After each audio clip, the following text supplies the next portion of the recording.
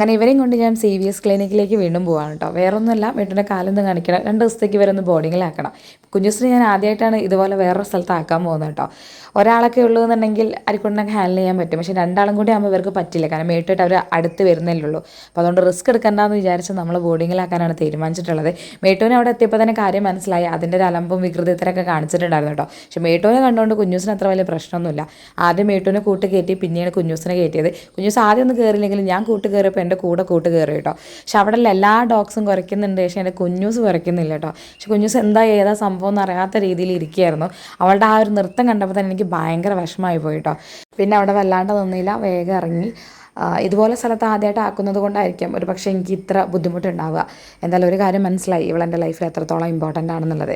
പിന്നെ ചില സന്ദർഭങ്ങളിൽ ഇവരുടെ സുരക്ഷിതത്വത്തിന് വേണ്ടി എനിക്കിത് ചെയ്തല്ലേ പറ്റുള്ളൂ. എന്തായാലും ഞാൻ എൻ്റെ കാര്യങ്ങളൊക്കെ തീർത്ത് വേഗം അവരെ കൊണ്ടുവരട്ടെ, കാരണം എൻ്റെ മനസ്സ് പോലെ ശൂന്യം തന്നെയാണ് എൻ്റെ ഈ ഒരു വീട്.